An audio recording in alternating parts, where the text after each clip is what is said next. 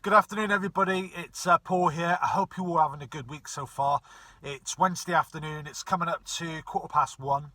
Today's video is actually a video blog about what I've been through in regards to my mental health battles and struggles, and the reason why I do what I do with campaigning. I've had a fair few of you get in touch actually in the last few weeks, asking why I do what I do, and actually wanted to gain an awareness about what I've been through. A fair few of you have received my email, which has got the Word document of my blog. So thank you very much for the people that have requested it, and also thank you for the feedback as well.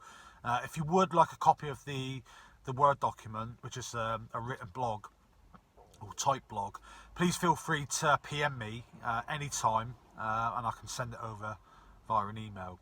But I'm going to do this as a video today for you guys to gain an understanding, gain an awareness, and hoping that this video can help in some way. So here it goes. So me, I was raised in a family which was quite volatile. I was in a broken family environment. My mum and dad would struggle to look after themselves, let alone myself. And yeah, it was a bad start to life. There was a lot of negativity in the household. There was a lot of abuse, and it just lived with me from a child really. And I experienced a lot of behaviours from my dad especially, and my mum, to the point where I was confused. I was insecure about myself, and actually felt like a black sheep even from an early age when going into a school environment, primary school, secondary school. And that comes with isolation, that comes with loneliness, it comes with self-belief, it comes with not having a good love for myself really. So it wasn't great. And I was abused up to the age of 12, and I was chased out the house actually on one summer's evening, and luckily I managed to escape in the garden.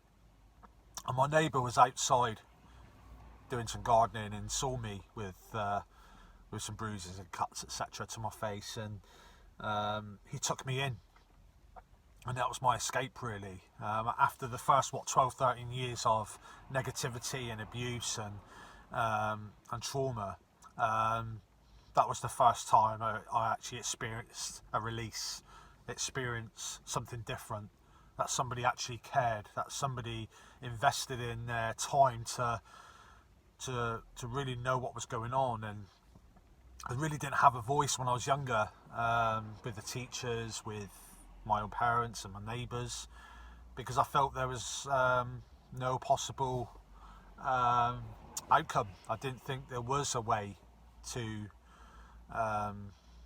change things. And being a child, you're dependent on your peers and your parents, etc. And for me, I didn't have the confidence, I didn't have the awareness or understanding or education at all about who to seek help with, to who to open up to, etc. So when my neighbour spoke to me, and he sat down with me in his house, and obviously he was concerned what was going on, I started to talk a little bit about what I've been through and the reason why I got chased out the house on that evening. And then from then on, I started to receive help. Social services were involved. I was actually put into care at the age of 13. And it was from then on I started to have a lease of life, that I had an opportunity to start my life again. And I did. I was in care. I was in a loving foster family that I lived with for about 6 years. And I started to understand me. I started to blossom. I started to gain an awareness and an understanding and an education of myself. also just digest and soak all this new love and calm environment that I was in. So I blossomed. I was given an opportunity. I was loved. I started to grow. I started to grow in every way, and because I was behind on so many things, with my height, with my health, with my education, with everything in life. So I was on catch up.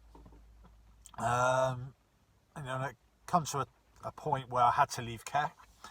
The age of 17, social services got me my first council flat, which was amazing. And that was after I had semi-independent living with a guy called Richard, who I'm still friends with now, who was a massive influence in my life as well. And I'll backtrack to that in a minute. But going through the foster care, going through that transition and that fast track, if you like, I never really dealt with stuff like deep down, because there was so much going on with this new environment, that I had this love and new beginnings, etc.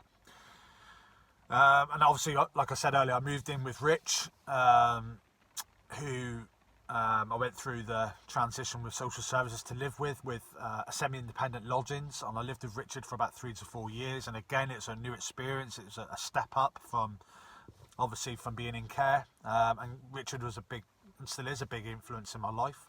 And then I got my first council flat, and I was in the big wide world. Got my first job, did all my training in engineering and whatever, and I went into employment, got my first girlfriend, all within my 20s, obviously, which is the normal, really. But I had triggers.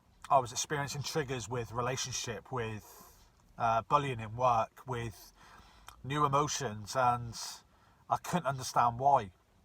I just couldn't understand why I was going through this, and I was battling my emotions and my mental health and so on for so many years, holding down relationships, holding down a job, or the actual job I was doing, and moving different departments and not being accepted, again being a black sheep, which stems from the childhood situation. And a part of it was what I used to perceive in life, but also it was also an opportunity for people to take advantage because of my vulnerabilities. And I had to battle that. My 20s was pretty much wasted, really, on battling my emotions, battling the environment I was in. And I didn't have the confidence or self-belief to get myself out of this, really. And I became a dad at the age of 29, unexpectedly. And to become a dad at that age, or any age, where I wasn't ready, mentally and, in every way, really hurt. And I had to step up to be the father, to be, the strong one, if you like. I wasn't in a relationship with the mum. And it just happened suddenly, and I had to step up, or try to step up, and have that persona and mask effect of being the strong guy, despite all the stuff going on with mental health, with the triggers, with the bullying, with relapses near enough every week. And to take on and have that responsibility of being a father really mixed my emotions. It was a cocktail of so many things going on in my head, with confusion, with triggers, with childhood trauma, etc. And it was so hard. So I went to work every day, obviously saw my son in the evenings, and to balance that work life with parenting and also with my emotions and whatever, I actually had a breakdown. I actually had a breakdown at the age of 32. And I tried to take my life four times within the week. What I'm going to say now is a trigger warning in the next probably 2-3 minutes. So feel free to skip this bit. But I tried to hang myself. I tried to, which I did succeed in hanging, but the rope snaps. I took an overdose within the same week on blood thinning tablets, which I had to have my stomach pumped. And I contemplated jumping off my local bridge, which is called Tamar Bridge, all within a week. And and I wanted to do it. I felt my time has come really at that point, because I was fighting my emotions for so long, and I just didn't know what to do anymore. I didn't know how to, not just accept myself and understand myself, but I was in a position where I couldn't do any more. I exceeded all my fights, all my strength, and it was, for me at the time, my time to go. And I was on that bridge as the last, what's the word I'm looking for, opportunity at the time, if you like, to take my life. And somebody was there for me, and somebody walked past and sat down with me and asked if I was okay, and actually sat next to me on the bridge. I just bursted into tears. I just started to cry, started to let all these emotions out, because I didn't really have an opportunity to talk to anybody else about it. So I was suffering in silence for so many years, and nobody really asked if I was okay. And it was hard. It was so hard, but to be asked if I was okay with no judgment, I went to the hospital and I started to receive help. I started to receive counselling, therapy, in-depth counselling, CBT, trauma counselling through childhood, etc. And I really started to get to the root of the problem. And over a course of 2 to 3 years, I had counselling. I was lucky enough to have counselling with my work placement.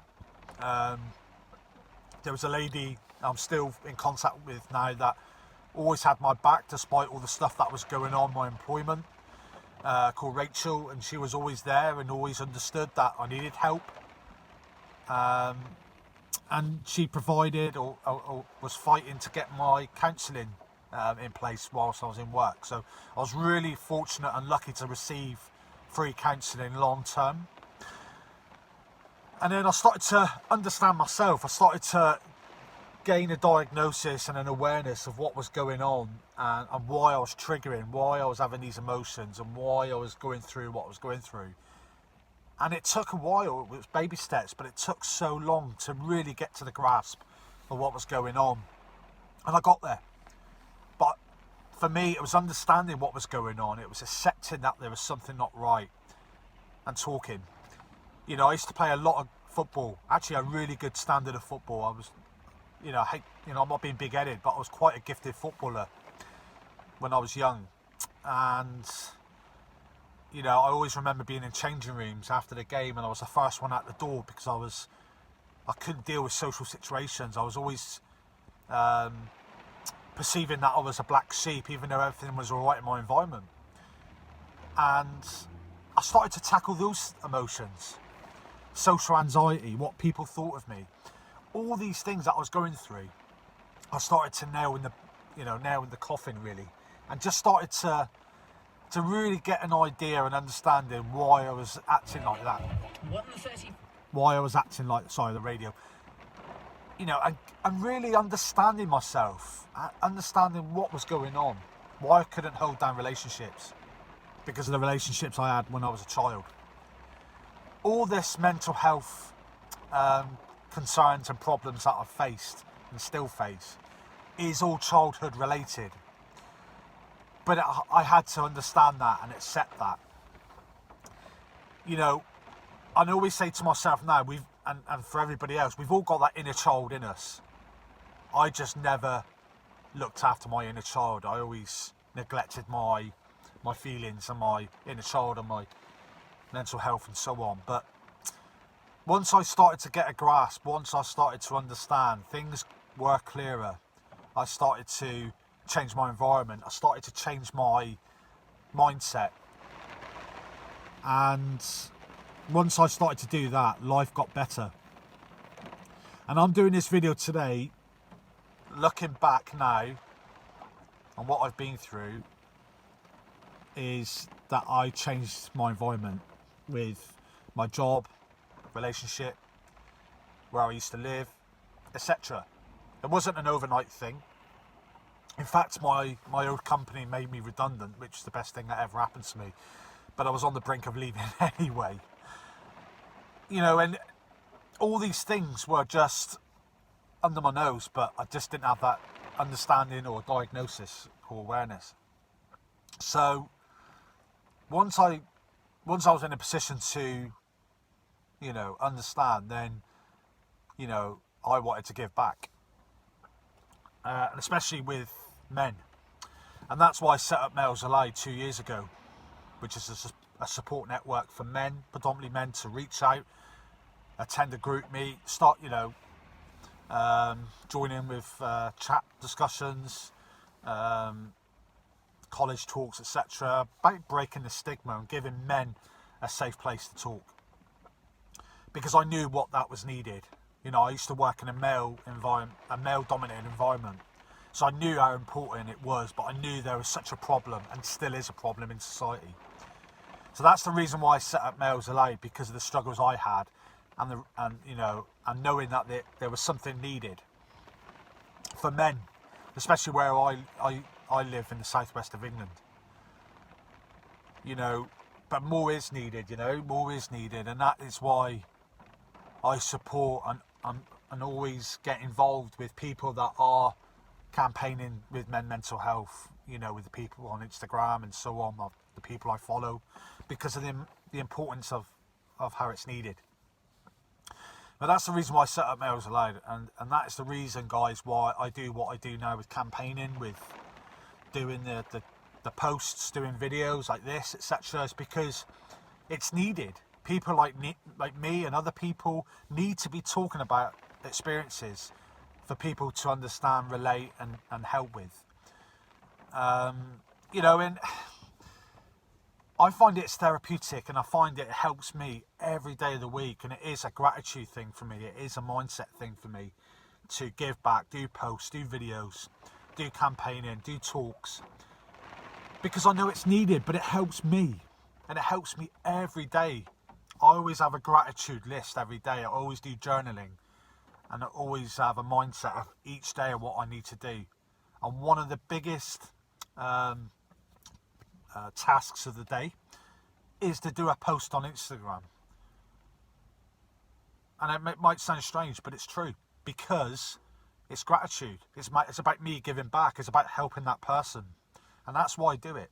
That's why I do continued campaigning with mental health, because not just because it's needed for society, for people like me and so many others that are doing great things, giving back with their experiences, but because it helps me as well. And that's why I do it, guys. So to this day, in lockdown, I achieved a life coach certificate, diploma, and I achieved a mindfulness certificate as well, which I put on my Instagram. Next year, that will be my new project, is to help people that are stuck in life, that need guidance, reassurance, need a drive in life. And because I feel I'll be good at it because of my experiences, and it's giving back. So I hope this helps in some way. I hope this gives you a bit of an understanding. I've not gone into full detail. I've just given you basically a sugarcoat of what I've been through. But my written blog, which is available, guys, details quite a lot of what I've been through, and it gives a much more understanding than this video does today. But I've had a fair few of you get in touch, asking for a background of me, about what I've been through, why do I do the campaigning, you know, having an understanding and awareness why I do it. And that is the reason why I've done this video today. So, like I said, I've not gone into detail of the full diagnosis of what I've been through, and, you know, the full story, because I could be on here for an hour, 2 hours. But I just hope this video, 20 minutes in, will give you an indication and an understanding why I do what I do, and the experiences I've been through in life. So so I'll leave it there. Feel free to get in touch if you've got a question, or if you want to ask me anything. And if you want to see the blog, the written blog, it's about 8-9 pages long. Feel free to get in touch, and I'll send you a copy via an email. If you feel comfortable, just give me your email address. I've sent the blog to around about 30 to 40 people in the last 2 weeks. So thank you very much for the guys that have requested it, and thank you very much for the feedback as well. It really means a lot to me. I don't expect any feedback, but it does go a long way, so thank you. So I hope this video helps, guys. Like I said, it's a short video. It gives you a brief description about what I've been through and the suffering of mental health. You know, and I'll reiterate, I still go through mental health. I still get it. You're never going to get over mental health. Nobody does, but it's how you deal with it. And I deal with it every day. All right, guys, so thanks very much for tuning in. Remember, it is okay not to be okay. If you are suffering, please don't suffer in silence. Reach out, have a conversation with your friends, your work colleagues, your family, because you're truly not alone. All right, start the conversation and don't suffer in silence. Take care.